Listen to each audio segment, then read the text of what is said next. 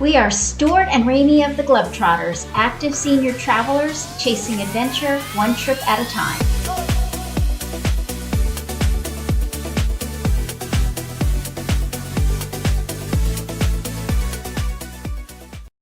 Günaydın.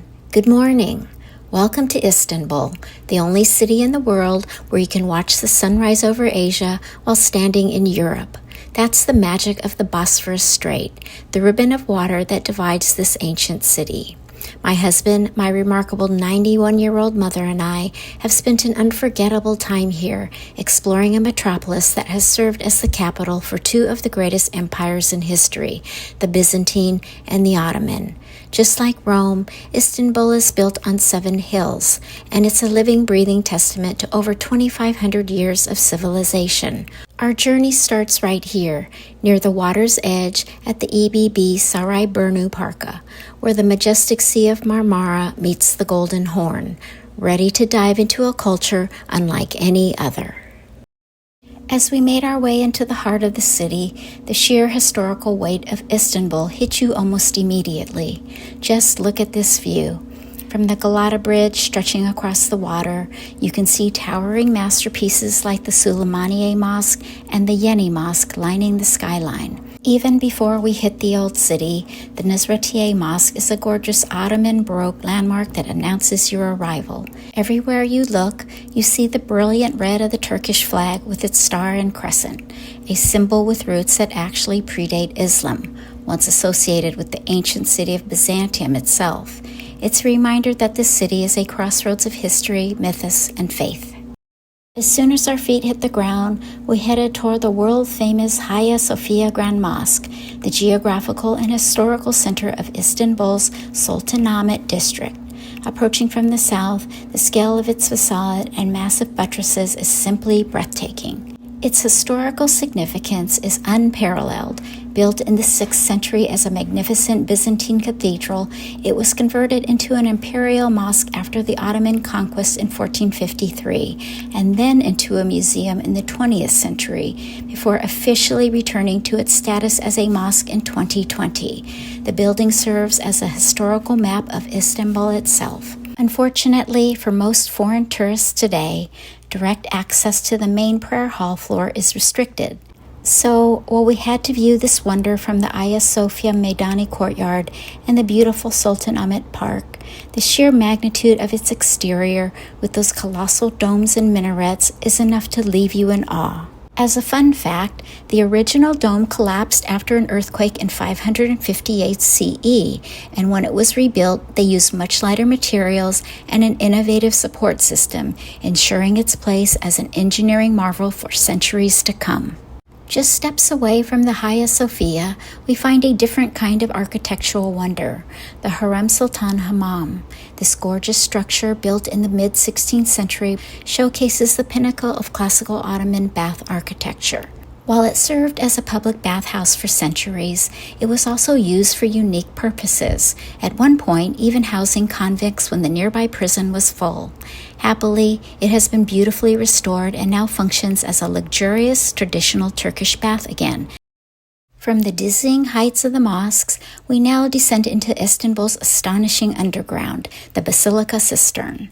Built in the 6th century by Byzantine Emperor Justinian I, this massive underground chamber was designed to be the main water supply for the Great Palace and the surrounding area.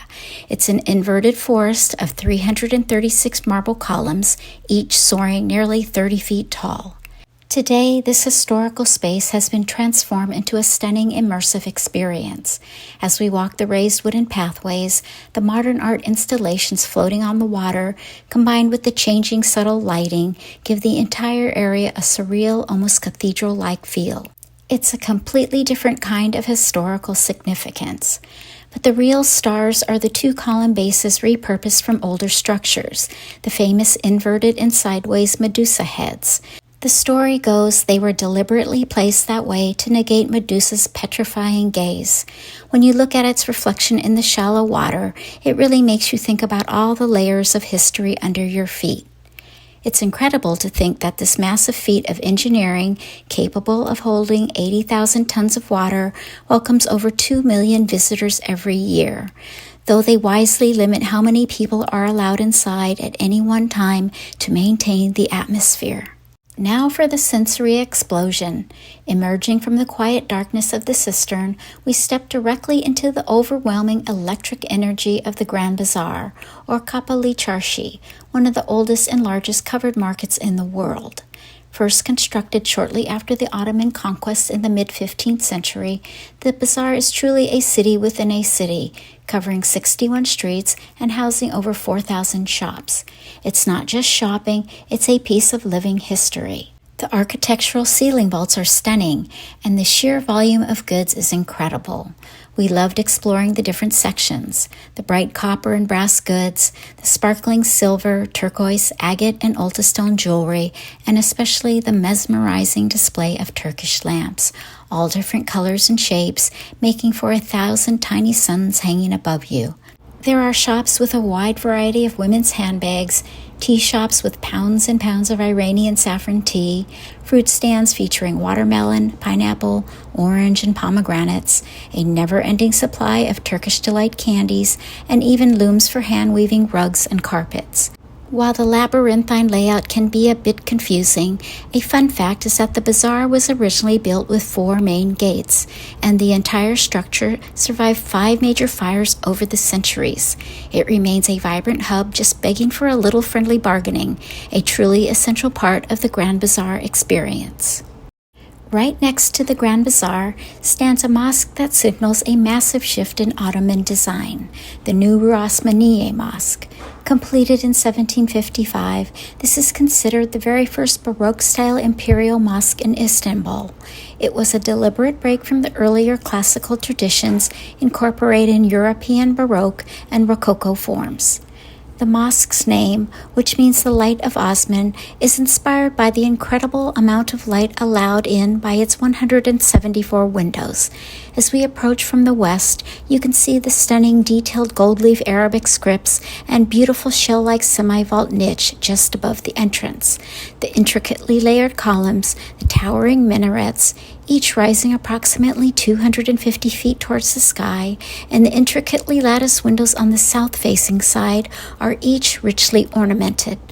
Just around the corner from the Nuruosmaniye Mosque is the Semberlita Square, a historic hub defined by the imposing column of Constantine and serves as the meeting point of several major historical sites.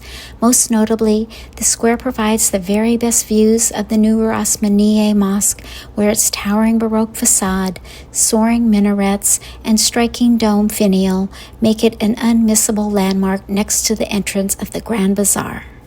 Leaving the chaos of the bazaar, we move to a place of profound peace, the Sultanahmet Mosque, universally known as the Blue Mosque. Because of the way Istanbul is laid out, you can see the Blue Mosque from several different vantage points throughout the city. Unless you are with a tour group, be prepared to spend a good part of your day waiting in line to enter. Standing directly opposite the Hagia Sophia, this masterpiece was completed in 1616 under Sultanahmet I. It is one of only a handful of mosques in the world to feature 6 minarets, a controversial number at the time as it was thought to rival the Great Mosque of Mecca. As you enter, you walk into the vast open courtyard or san with the beautiful Sidirvan in the middle. The entire interior is a single open space that are supported by 4 towering columns, known as elephant feet, each measuring over 16 feet in diameter and rising to as high as 141 feet to the magnificent central dome. The name Blue Mosque comes from the nearly 20,000 handmade Iznik ceramic tiles that cover the walls, featuring traditional tulip, cypress, and fruit tree patterns in dominant shades of blue. Look up and you will see the subtle chandeliers, the intricate hanging lights, many featuring ostrich eggs to repel spiders, 260 beautiful stained glass windows, and the spectacular towering dome adorned with gold leaf Arabic scripts. The interior is organized around the main prayer area or musalla, which is stunningly carpeted. Upon exiting the main hall, you enter the open courtyard with the traditional Sidirvan in the middle. Looking up, you get clear views of the minarets, and looking back is a magnificently adorned gold leaf script sign above the exit door. At the far end, you get a truly stunning view of the mosque, complete with the Sadirvan, several small domes, minarets, and the main dome adorned with the traditional gold finial. Be aware that all mosques are closed to visitors for a period of time during the 5 daily prayer calls. Tying together the Hagia Sophia and the Blue Mosque is the open area of the Hippodrome, or Sultanahmet Square. This was the massive stadium and public space of the Byzantine capital, Constantinople, built in the 3rd century and capable of holding over 100,000 people for chariot races and public events. Though the arena itself is now just a sunken track, the monuments remain, each telling a piece of world history. There is the Egyptian obelisk of Theodosius. It was actually brought here from the Temple of Karnak in Egypt by the Roman Emperor Theodosius in the 4th century. And next to it is the ancient serpent column, which was brought from the Temple of Apollo in Delphi, Greece. The crumbling Orme Digalitas, or walled obelisk, was originally covered in gilded bronze plaques by Emperor Constantine VII in the 10th century, which were later stripped and melted down by the Fourth Crusaders in 1204. The newest monument is the Neo-Byzantine German fountain, gifted by Kaiser Wilhelm II to the Sultan in the late 19th century. It was actually constructed in Germany and features an octagonal design with golden mosaics in its interior dome. A fun fact: the Hippodrome remains one of the most visited spots in Istanbul, drawing millions every year as the historical epicenter of the city. It also represents the back of the line for entry into the Blue Mosque. Beyond the big landmarks, Istanbul is a city of constant beautiful discovery. We love the simple act of walking along the Hagia Sophia Meidani courtyard, seeing the contrast of colorful buildings against the blue sky, and finding charming outdoor diners on the cobblestone streets. It sometimes seems there is a beautiful dome-top mosque around every corner, a constant feature of the skyline. And driving along the Kennedy Cadesi, looking out at the expanse of Bosphorus Strait, you can't help but be struck by the energy and the pride of this place, where the red and white Turkish flags seem to hang everywhere, connecting the east and the west. From the historic waterways of the Bosphorus to the ancient columns of the Basilica Cistern, from the colorful chaos of the Grand Bazaar to the magnificent serenity of the great mosques, Istanbul is a city that engages all your senses and challenges your perception of time.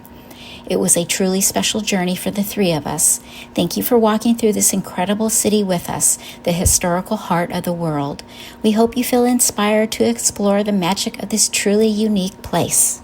We're the GloveTrotters, and we hope you enjoyed exploring Istanbul with us. For more travel guides and inspiration, visit us at theglovetrotters.com. And if you loved this video, please make sure to subscribe and explore with us. We can't wait to see you on our next adventure.